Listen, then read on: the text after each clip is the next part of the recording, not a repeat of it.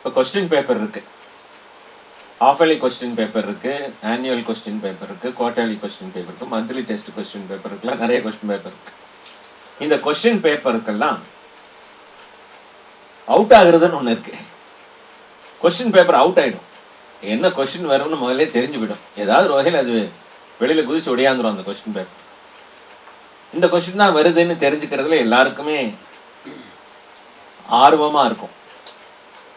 எப்படி வாழ்க்கையில் என்ன நடக்கும், நாளை என்ன நடக்கும் என்று தெரிந்து கொள்வதில் நாம் எல்லாம் ஆசையா இருக்கோம்ல. இப்படித்தான் ஆக போகிறீர்கள் என்று யாராவது ஜோசியம் சொன்னா நம்ம அங்க போய் கூட்டமா கூடிடுவோம். அவர் நம்முடைய எதிர்காலத்தை எல்லாம் அப்படியே சொல்றார், புட்டு புட்டு வைக்கிறார். அப்படி உங்களுக்கு இந்த கொஸ்டின் பேப்பரை நான் இப்ப அவுட் பண்ண போறேன். இப்ப நீங்க என்னை நம்புவீங்க, இவர் பானையை மறைய வச்சவர், கண்டிப்பா கொஸ்டின் பேப்பரையும் அவுட் பண்ணிடுவாரு. எந்த கொஸ்டின் பேப்பர்? +2 கொஸ்டின் பேப்பரை மட்டும் இல்லை, நீங்க PhD வரைக்கும் அதுக்கு மேலேயும் போனாலும் ஏதாவது கொஸ்டின் பேப்பர் வந்தா அது இதுதான். 5W ஒரு H. இப்ப நீங்க தான் ஃபில்அப் பண்ணணும். 5W ஒரு Hக்குள்ளதான், இந்த 6 எழுத்துக்களை கொண்ட வார்த்தைகளுக்குள்ளதான் கொஸ்டின் பேப்பர் அமைந்திருக்கும். இங்கிலீஷ் வேர்டு ஏதாவது சொல்லுங்க. டபிள்யூல கொஸ்டினா, இன்ட்ரோகேட்டிவ் வேர்டா?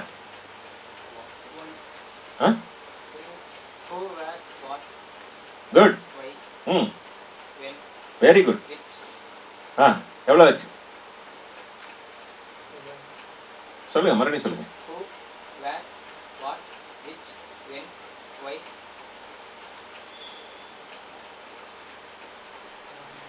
H. How. இப்படிதான் இருக்கும். Who invented? Why it has happened like that? How is it prepared?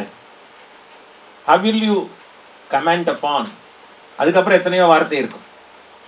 ஆனா what, when, who, why, where, how, இந்த 6க்குள்ளதான் எந்த கொஸ்டினும் இருக்கும். இதுக்கு மேல கொஸ்டின்ஸே கிடையாது. உலகத்தின் எந்த மூலையிலும் இதுக்கு மேல கொஸ்டின் கண்டுபிடிக்கல. இந்த 6 கேள்விகளுக்கும் அறிவின் திறவுகோல்கள் பேர். The keys of knowledge.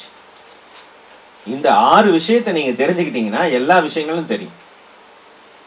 ஒரு விஷயத்தை பார்க்கணும், ஏன் இப்படி இருக்கு அப்படின்னு கேட்பீங்க.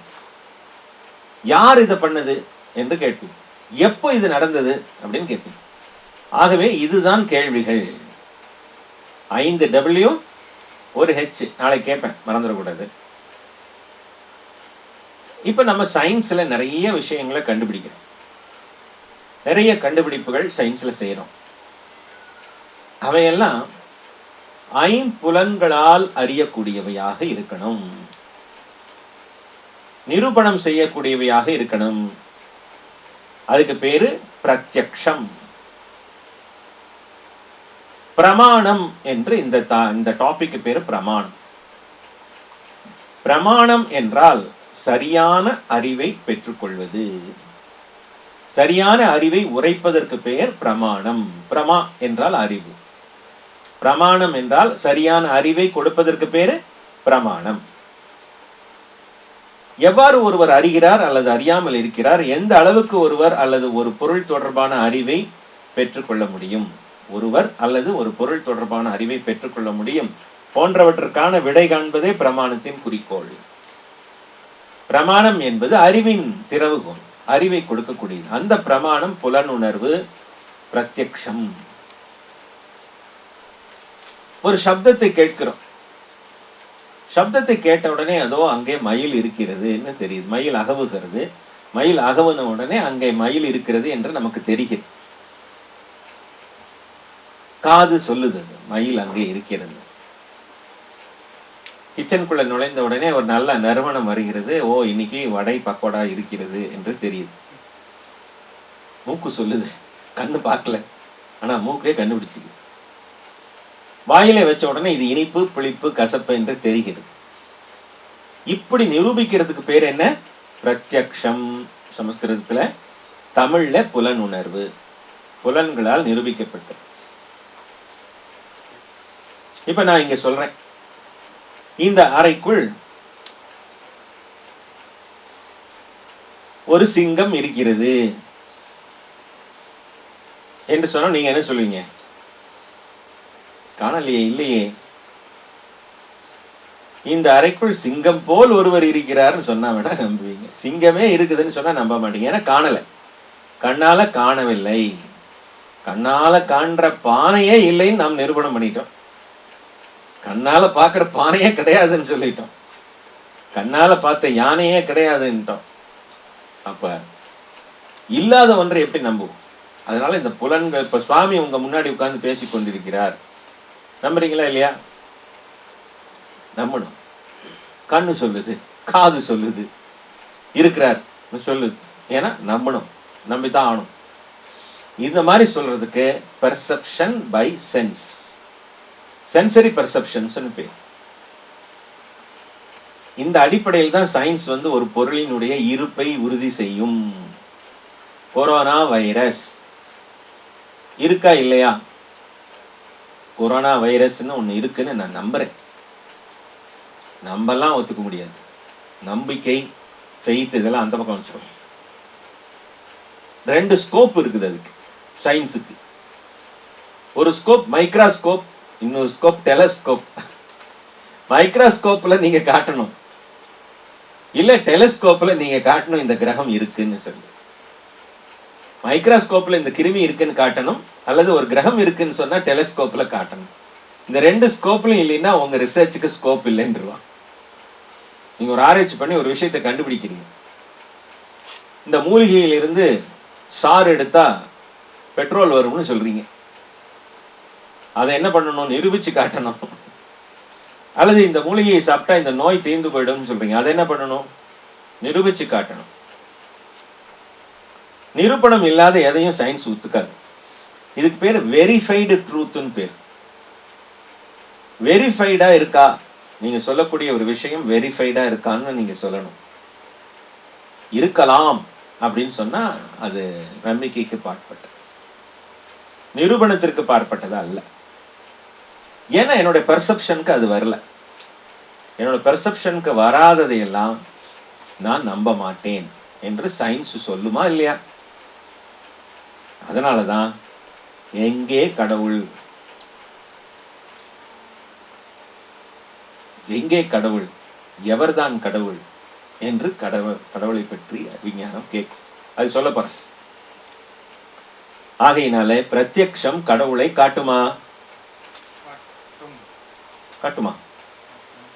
கண்ணு கடவுளை பார்க்குமா?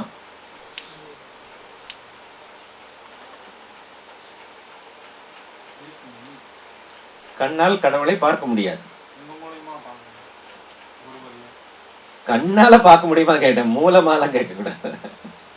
கண்ணால பார்க்க முடியுமா, அல்லது ஏதாவது ஒரு கருவியை வச்சு கடவுளை பார்க்க முடியுமா என்றால் கண்ணால் கடவுளை பார்க்க முடியாது. கடவுளை போல் ஒருவரை பார்க்கலாம், அல்லது கடவுள் மாதிரி வந்து உதவுனீங்க சார்னு சொல்லலாம், கடவுள் மாதிரி என்று சொல்லலாம். கடவுள் அவனை தண்டிச்சிட்டாரு சார்னு சொல்லலாம். ஆனா கடவுள் அப்படின்னு அந்த சங்கு சக்கரம் எல்லாம் வச்சுக்கிட்டு நேரடியா ஒருத்தர் வந்து நின்னா, எந்த டிவியில நடிக்கிறீங்க, என்ன சினிமால நடிக்கிறீங்க கேட்போம். கிருஷ்ணரே வந்தா கூட அவரை பார்த்து அதான் கேட்போம், என்ன எந்த படம். ஆகையினால் புலன்களால் கடவுளை நிரூபணம் செய்ய முடியல. கடவுளுடைய இருப்பை பார், கடவுள் நடந்து வருவார் பார், சத்தம் கேட்கும் அப்படின்னா கடவுள் வர சத்தம் கேட்குமா? கேட்க. ஏன்னா இருப்பதெல்லாம் இறைவனாக இருக்கும் பொழுது, அந்த இருப்பிலே இறைவனை பார்க்கும் பொழுது அது விஞ்ஞானம் ஏற்றுக்கொள்ளாது. ஆகையினால் பிரத்யக்ஷம் இறைவனை உணர்த்துவதற்கு தோற்று போய்விடும். அதனாலதான் நம்ம எதோ சொல்றோம், கரண்ட் போகுது, இந்த கரண்ட்டை கண்ணால பார்க்க முடியுமா அப்படி இப்படி. நான் தொட்டு பார்த்தா தெரியும் கரண்ட் இருக்கா இல்லையா. உய்த்துணர்வு அடுத்தது. உய்த்துணர்வு அப்படிங்கிறது அனுமானிக்கிறது, அசம்ஷன். அனுமானித்து உணர்வது, அசம்ஷன், அசியூம் பண்றது. இருட்டி கொண்டு வருகிறது, மேகமெல்லாம் திரண்டு கொண்டு வருகிறது, மழை வரக்கூடும், மழை வரும் போல் இருக்கிறது. எப்படி சொல்றோம்? ஏற்கனவே இந்த மாதிரி இருண்டு கொண்டு வந்த பொழுது மழை பெஞ்சுது. அது மாதிரி அனுபவம் எனக்கு இருக்கிறதுனால மீண்டும் அது மாதிரி மேகங்கள் திரண்டு கொண்டு வரும் பொழுது மழை வரும்னு நான் சொல்றேன். தூரத்துல புகைய பாக்குறேன், ஐயோ நெருப்பு பிடிச்சிருச்சு போல் இருக்குன்றான். புகையை பார்த்தோன்னு இவன் என்ன சொல்றான்? ஐயோ நெருப்பு பிடிச்சிருச்சு போல. பார்த்தது என்ன? புகை. ஆனா அறிந்து கொண்டது என்ன? நெருப்பு. அதுதான் அனுமானம். ஏன்னா புகையையும் நெருப்பையும் நான் ஒன்றாக பார்த்து அனுபவப்பட்டிருக்கிறேன். இது நெருப்பு இருந்தாதான் புகையும், நெருப்பு இல்லாம புகையாதுன்னு அறிவு இருக்கு. அந்த அனுமானத்திற்கு அது ஆதாரமாய் அமைகிறது. ஆகையினால் நெருப்பை வைத்துக்கொண்டு, நான் புகையை வைத்துக்கொண்டு நெருப்பின் இருப்பை நான் சொல்கிறேன்.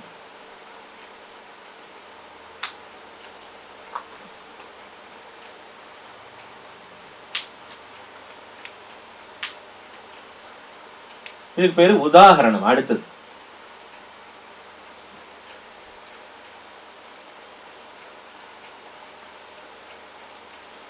மூணாவதா வர்றது உதாரணம்.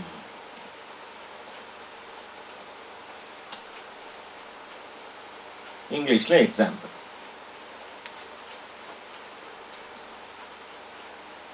இந்த எக்ஸாம்பிள் என்ன சொல்லலாம்? அவர் வெள்ளை நிற சட்டை போட்டிருக்கிறார். எப்படிப்பட்ட வெள்ளை? வெள்ளையில பல வெள்ளை இருக்கு. பெயிண்டிங் கம்பெனிக்கெல்லாம் போனா ஒரு கார்டு கொடுப்பான். Snow white, Ivory white, milk white. நானே 3 பேர் சொல்லிட்டேன். அப்ப எத்தனையோ ஹாஃப் ஒயிட், ஃபுல் ஒயிட், இப்படி பல பேர் ஒயிட் வச்சிருப்பான். பெயிண்ட் கடைகளில் ஒரு கார்டு கொடுப்பான். வெள்ளை என்பது பொது பெயர், அதுல சிறப்பு பெயராக பல விஷயங்கள் இருக்கும். அப்ப நான் அதை உதாரணமா சொல்லணும்னா பால் வெண்மை, பால் போல் வெண்மை, மில்க் ஒயிட்னு சொல்லிடுவோம். அது மாதிரி கடவுளுடைய இருப்பை நிரூபிப்பதற்கு எந்த உதாரணமும் இல்லை. இப்படி இருப்பார் என்று சொல்வதற்கு எந்த உதாரணமும் இல்லை. அதுதான் உதாரணம், ஒப்பு நோக்கு, உபமானம் என்றெல்லாம் சொல்லக்கூடிய.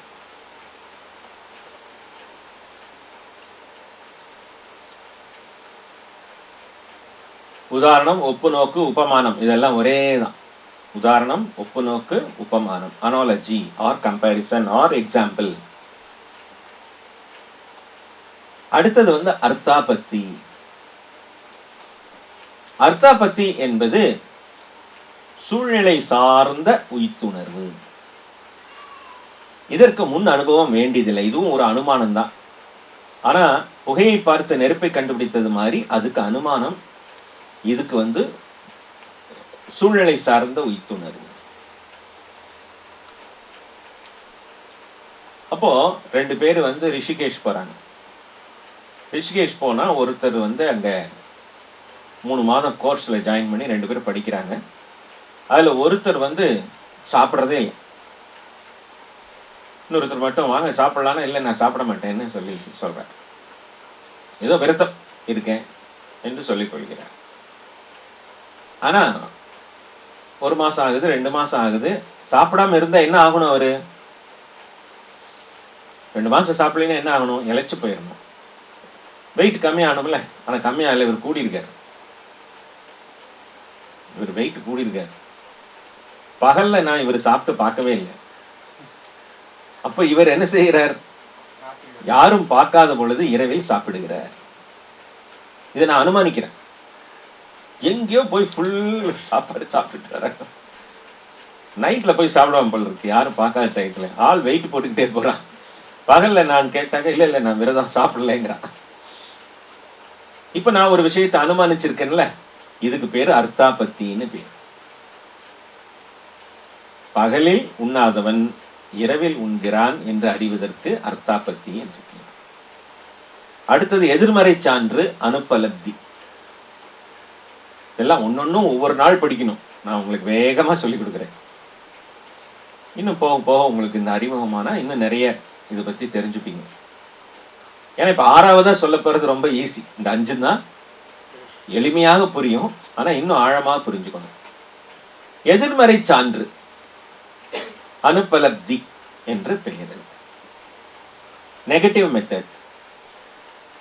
டைம் ஆயிடுச்சு, 4:30 மணி ஆயிடுச்சு, சுவாமி வேற பங்க்சுவலாக கிளாஸுக்கு வரணும்னு சொல்லியிருக்காரு. ஏன்னா நம்மெல்லாம் வேல்யூஸ் பற்றி படிக்கிறோம். பங்க்சுவாலிட்டி என்பது ஒரு வேல்யூ.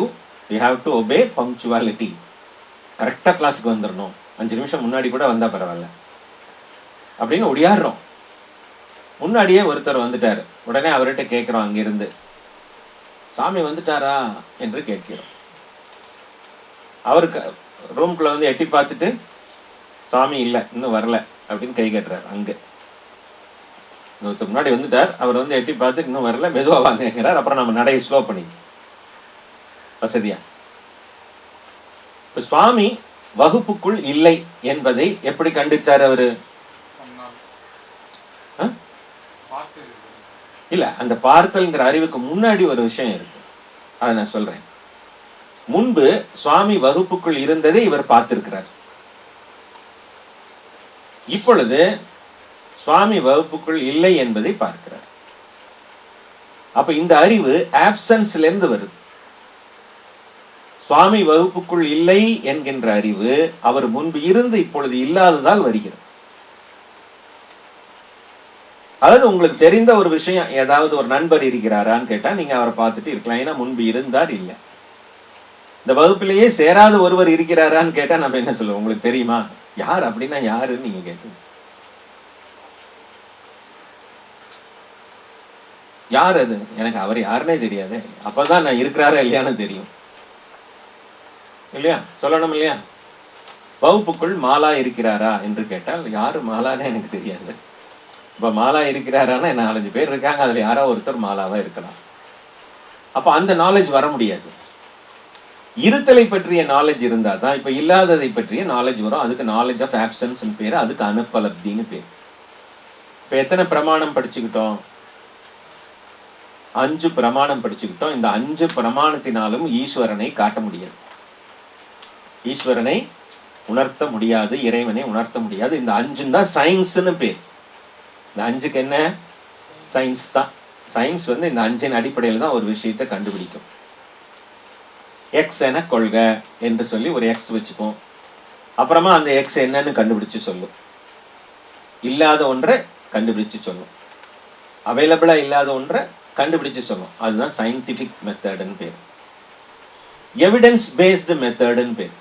இதுக்கெல்லாம் என்ன? எவிடன்ஸ் பேஸ்டு மெத்தட், ஆதாரபூர்வமான கண்டுபிடிப்புகள். ஒரு மருந்து புதிதாக கண்டுபிடிக்கிறாங்க. இப்போ கொரோனா வந்தது, கொரோனாவுக்கு பல பேர் மருந்து கண்டுபிடிச்சாங்க. ஆனா எந்த மருந்து அவங்க ஏத்துக்கிட்டாங்க விஞ்ஞானிகள் என்று சொன்னால், 100க்கு 70 பேரை எந்த மருந்து குணப்படுத்துதோ அந்த மருந்தை ஏற்றுப்பாங்க. 30 பேரை குணப்படுத்தாததுக்கு வேறு சில புறக்காரணங்கள் இருக்கலாம். ஆனா 70 பேர்த்த ஒரு மருந்து குணப்படுத்திருச்சுன்னா அந்த மருந்தை ஏத்துப்பாங்க. எதிர்காலத்துல நீங்க கூட ஒரு மருந்து கண்டுபிடிக்கலாம், ஏதாவது ஒரு நோய்க்கு தான் பஞ்சமில்லை நிறைய வருது, வரப்போகுது. புதுசா கூட ஒரு நோய் வரும், புதுசா கூட ஒரு மருந்து கண்டுபிடிக்கலாம், பெரிய கோடீஸ்வரனா ஆயிரலாம். அப்ப அதனுடைய நிரூபணம் என்ன செய்யணும்? இந்த 5 பிரமாணங்கள்னால நிரூபிக்கப்படும். அப்பதான் அது சயின்டிபிக் ட்ரூத்னு பேர். ஆனா இந்த விஞ்ஞானத்திற்கு அப்பால, அறிவியலுக்கு அப்பால மெய்ஞானம் இருக்கே, அந்த மெய்ஞானம் கடவுளின் உண்மையை கூறுகிறது, சத்தியத்தை பற்றி கூறுகிறது. சத்தியம் என்பது பிரம்மம் என்று கூறுகிறது. பிரம்ம சத்யா என்று கூறுகிறது வேதம். என்ன சொல்லுது? பிரம்ம சத்யா என்று சொல்லி, உண்மை, பிரம்மனே உண்மை. உண்மைக்கு பொருள் என்ன? பிரம்மம். பிரம்மம்னா உள் உணர்வு, பேருணர்வு என்றெல்லாம் தமிழ்ல சொல்லலாம். அதுதான் பிரம்மம். பிரஜானம் என்று சொல்லக்கூடிய இருப்பாய் இருப்பது, சித்தாய் அறிவாய் இருப்பது, என்றும் அழிவில்லாமல் இருப்பது பிரம்மம் என்று சொல்லப்படும். அந்த பிரம்மத்தை பற்றிய பிரமாணம் வேத வாக்கியம், அதுதான் சப்த பிரமாணம். சப்தம்னா அவை சப்தத்தின் மூலமாக சொல்லப்பட்டது. அந்த வேத வாக்கியங்களே பிரமாணங்கள். எப்படி கண்ணு ஒரு இருப்பை காட்டுகிறதோ அதுபோல் இறைவனின் இருப்பை வேதம் நமக்கு காட்டும். இதுதான் 6வது பிரமாணம். அப்ப நம்ம எவ்வளவு தூரம் கண்ணை நம்புறோம், அதை விட ஒரு படி அதிகமா வேதத்தை நம்பணும். நம்ம வேதம் என்பது நம்பிக்கைக்குரிய ஒரு விஷயம் அல்ல, அறிந்து கொள்வதற்கான விஷயம், புரிந்து கொள்வதற்கான விஷயம். அது என்னை மேலும் ஒரு நிலை வளர்ச்சிக்கு கொண்டு போகும். ஆகவே இந்து சமயம் பற்றி எங்காவது யாராவது கேலி கிண்டல் குறைகள் சொன்னால் அவர்களுக்காக நீங்க பிரார்த்தனை செய்யுங்கள். ஏன்னா அவர்கள் படிக்கவில்லை, நீங்க படிச்சிட்டீங்க. இப்போ இதுவரைக்கும் இந்து சமயம் சனாதன தர்மம்னா என்னன்னு நீங்க நினைச்சிருந்தீங்களோ அதுல இருந்தெல்லாம் மாறுபட்டு சத்தியத்தை பிரம்மத்தை சொல்வதுதான் இந்து சமயம், இந்து தர்மம். அதற்கான வேதங்களைத்தான் நாம் படிக்க போகிறோம், சாஸ்திரங்களை தான், வேதாந்தத்தை தான் நாம் படிக்க போகிறோம். பல பேருக்கு இந்த விஷயம் இந்துக்களாக இருப்பவர்களுக்கே தெரியாது. அவர்களுக்கு என்ன தெரியும்? கோயிலுக்கு போறது, சாமி காப்பாத்துன்னு சொல்றது, கஷ்டம் வந்தா கோயிலுக்கு போறது என்பது மட்டும்தான் அவர்களுக்கு தெரியும். ஆனா இப்போ உங்களுக்கு தெரியும், இந்து சமயம் சனாதன தர்மம் உண்மையை பற்றிய சமயம், சாஸ்திரத்தை பற்றிய ஒரு விஞ்ஞானம். அதுக்குன்னு ஒரு மெத்தட் இருக்கு, அதுக்குன்னு ஒரு அடிப்படையான கருத்து இருக்கு. அது என்றும் மாறாதது. சனாதன தர்மம் என்றாலே என்றும் நிலைத்திருக்கும் தர்மம்னு போட்டான். சனாதனம்னா என்ன? என்றும் நிலைத்திருக்கும் தர்மம். ஓம் பூர்ணமதః பூர்ணமிதம் பூர்ணாத் பூர்ணமுதச்யதே பூர்ணஸ்ய பூர்ணமாதாய பூர்ணமேவாவசிஷ்யதே. ஓம் சாந்தி சாந்தி சாந்தி. ஹரி ஓம். ஸ்ரீ குருப்யோ நமஹ. ஹரி ஓம்.